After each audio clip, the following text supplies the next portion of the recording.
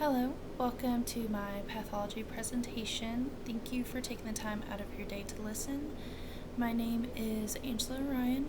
I am a second year student in the Kilgore College Radiology program. Today I wanted to share my knowledge with you on ulcers within the digestive tract, as well as share some imaging findings and alternative modalities.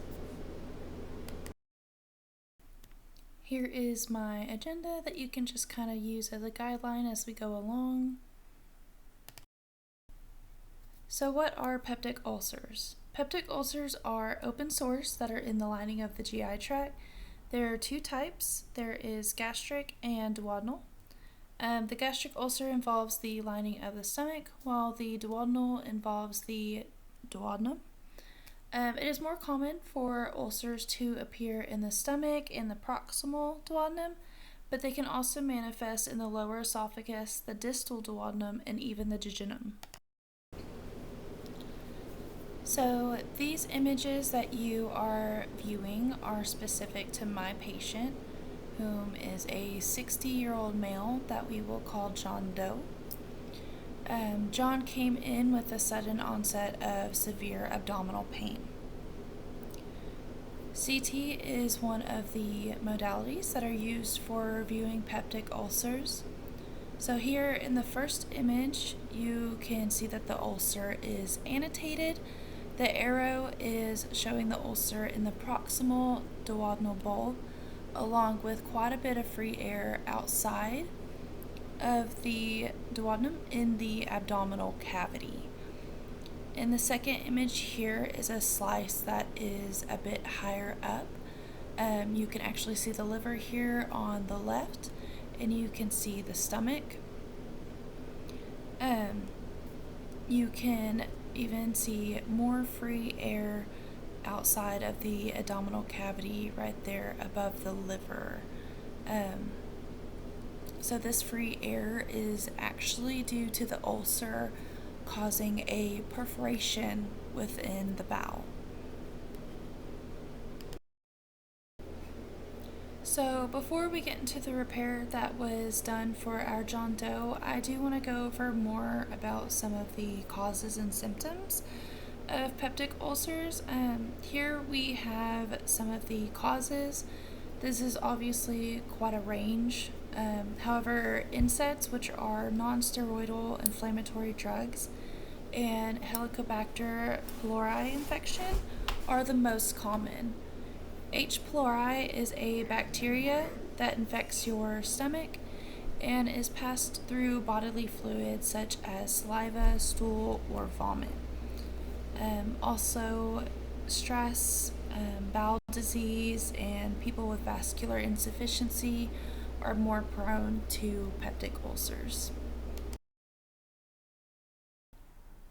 Here we have some of the symptoms that could be a sign of having a stomach ulcer, such as indigestion, the frequent need to take some antacids, any kind of burning, dull pain in your stomach, nausea, constant belching.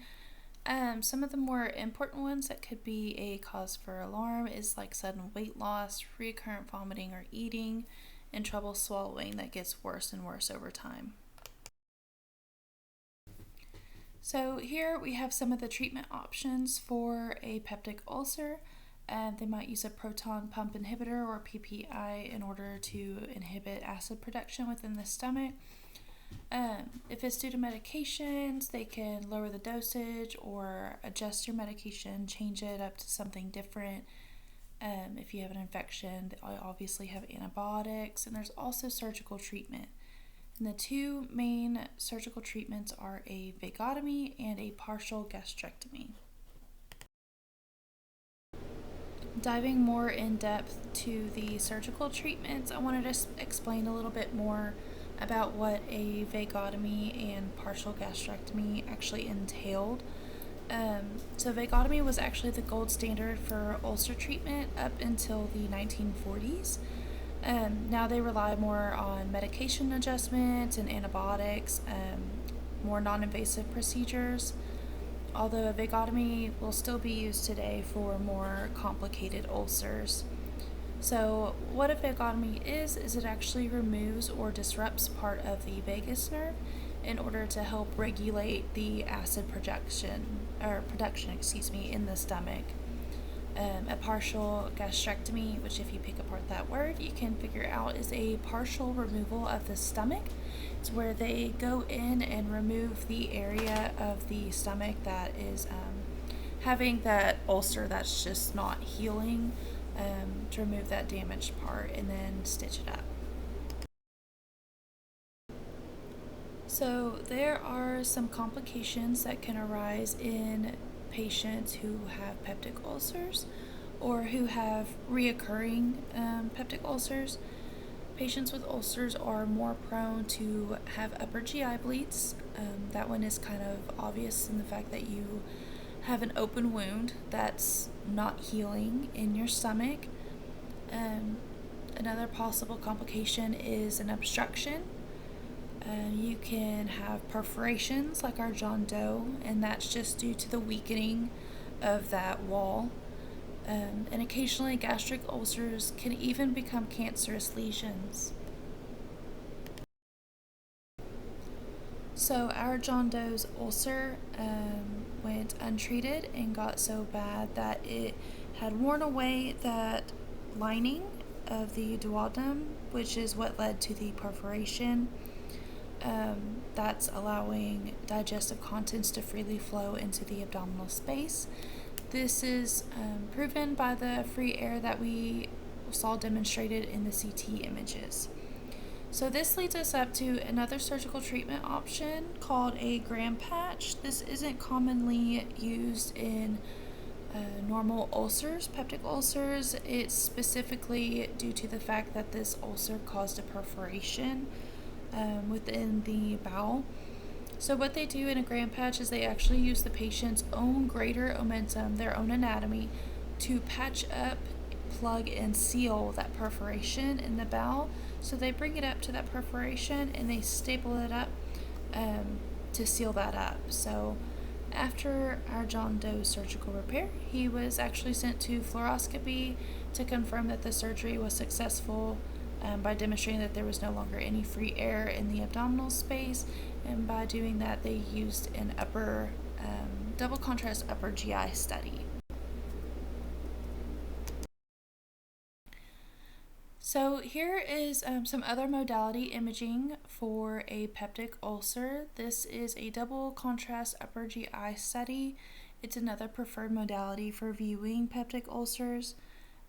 This image here is showing a similar ulcer to our John Doe, and the fact that it is also in the proximal duodenal bulb. This is not my image, but one similar, so I could demonstrate to you what the appearance would be. This was the best one that I could find, so you see the body of the stomach, and you can see that contrast going into the antrum. And then in that bulb there where the annotation is, you can see where the barium, the contrast, actually pulls into the ulcer, or what they call an ulcer crater. So this is similar to what they did after our John Doe's surgery. He went in and he had this double contrast upper GI study done in order to view and make sure that that surgery he had was successful. The prognosis for successful treatment with ulcers is highly successful. The main priority is taking care of the root cause of the ulcer, such as medication, stress, infection. If you get the root cause taken care of, most people recover fairly easily and quickly from them. I will say that people who have had a history of ulcers or have a family history of ulcers are very likely to have recurrent problems in the future with them. So that's just something to keep an eye on, because it may be a problem that pops up again in the future and you might have to be retreated. And that is it for this pathology project. Thank you.